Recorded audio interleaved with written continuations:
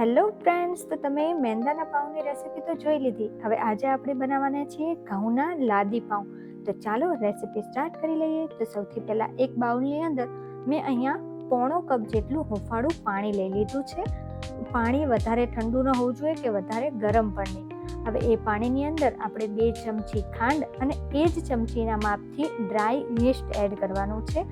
Dry yeast છે એ એક જાતના બેક્ટેરિયા છે જે આપણે દહીંમાં ને એમાં આવે છે એ રીતે, પણ એને એક્ટિવ કરવા માટે આપણે અહીંયા ખાંડની જરૂર પડે છે, કારણ કે યીસ્ટનો ખોરાક છે ખાંડ. તો હવે એને આપણે જો આ ખાંડ ઓગળે નહીં ને ત્યાં સુધી આને આપણે મિક્સ કરી લેવાનું છે.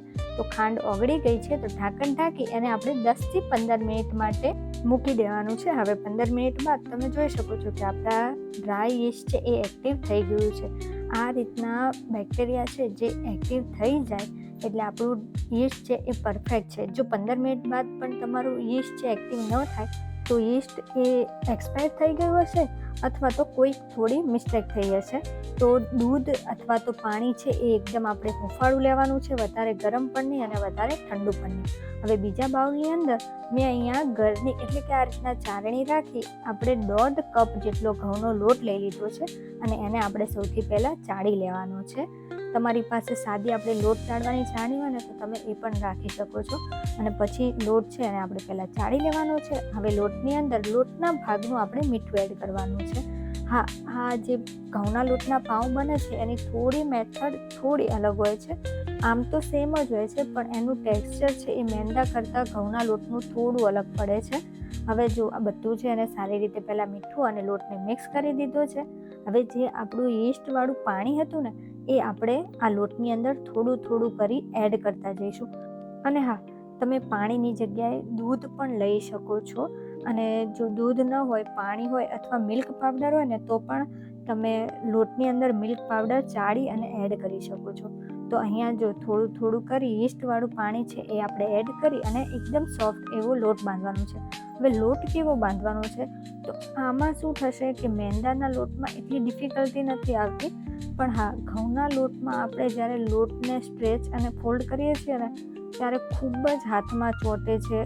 મેંદાના લોટ સાથે તમને બેકિંગ કરવાની ખૂબ મજા આવે છે, પણ તમે આ જે ઘઉંના લોટનો યુઝ કરી અને કરશો ને તો એમાં તમને ખૂબ પ્રોબ્લેમ જેવું લાગશે કે યાર વધારે પડતું સ્ટીકી થઈ ગયો, બહુ જ હાથમાં ચીપકે છે, એવું ખૂબ થાય છે. તો જો આ રીતના આપણે લોટ છે અને હવે પ્લેટફોર્મ કિચન ઉપર લઈ લીધું છે અને આ રીતના બસ જે રીતે આપણે મેંદાની સાથે સ્ટ્રેચ અને ફોલ્ડની મેથડ યુઝ કરીએ છીએ ને બસ તો એ જ રીતે આમાં પણ સ્ટ્રેચ અને ફોલ્ડની મેથડ યુઝ કરી આપણે લોટ બાંધી લેવાનો છે.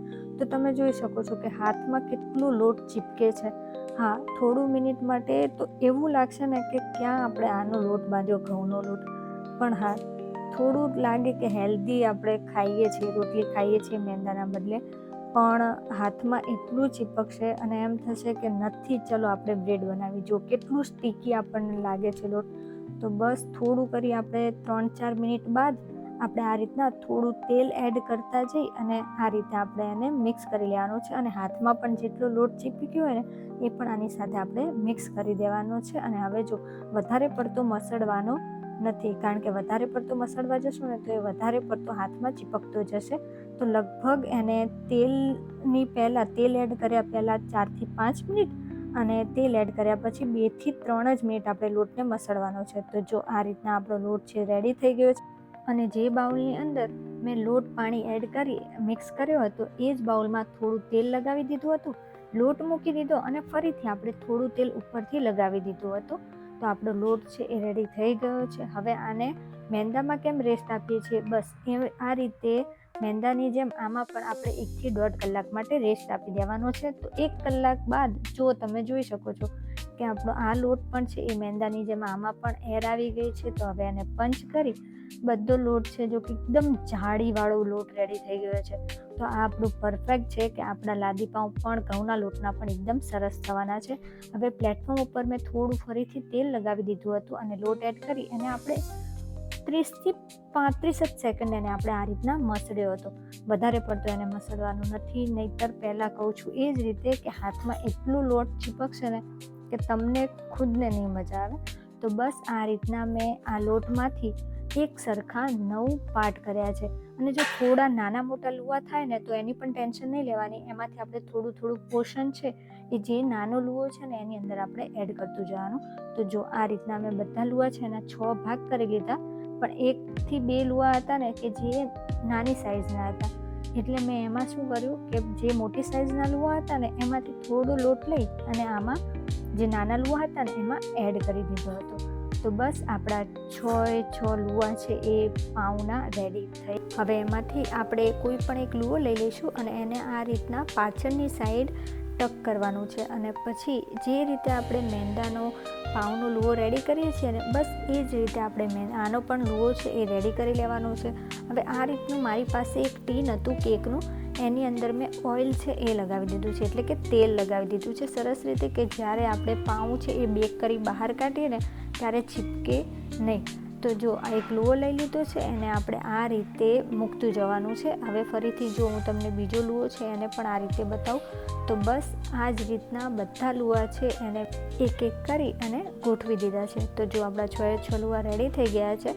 હવે આને આપણે ઢાંકી અડધો કલાક માટે રેસ્ટ આપી દઈશું, કે જેથી આપણા જે પાઉંના લુઆ છે ને એકદમ સરસ રીતે ફૂલાઈ જાય. તો એને આપણે એક સાઈડમાં મૂકી દઈએ. હવે અડધો કલાક બાદ જો તમે જોઈ શકો છો કે આપણા પાઉંના જે લુઆ હતા એકદમ સરસ રીતે ફૂલાઈ ગયા છે. તો આ યીસ્ટના લીધે થાય છે. હવે ઉપરથી આપણે દૂધવાળું બ્રશ છે એ કરી દઈશું, જેથી ઉપર થોડો કલર ચેન્જ આવે.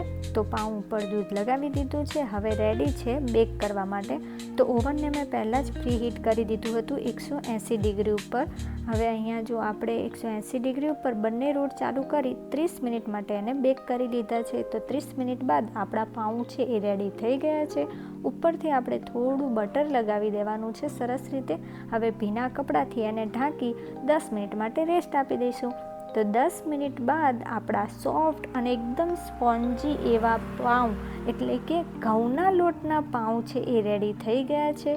ચાકુની મદદથી એને આપણે આ રીતે સાઈડ છે એ છોડાવી દેવાની છે, અને પછી એને આપણે ઊંધું કરીશું ને પ્લેટ, તો આપણા પાઉં છે એ ડિમોલ્ડ થઈ જશે.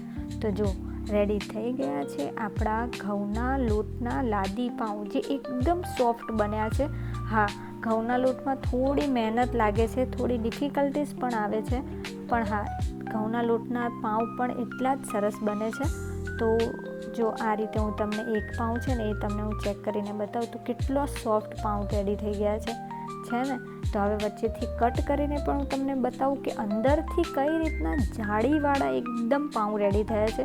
જેમ આપણે મેંદામાં કેમ જાળી પડે છે, બસ સેમ આમાં પણ એવી જ રીતે જાળી પડશે.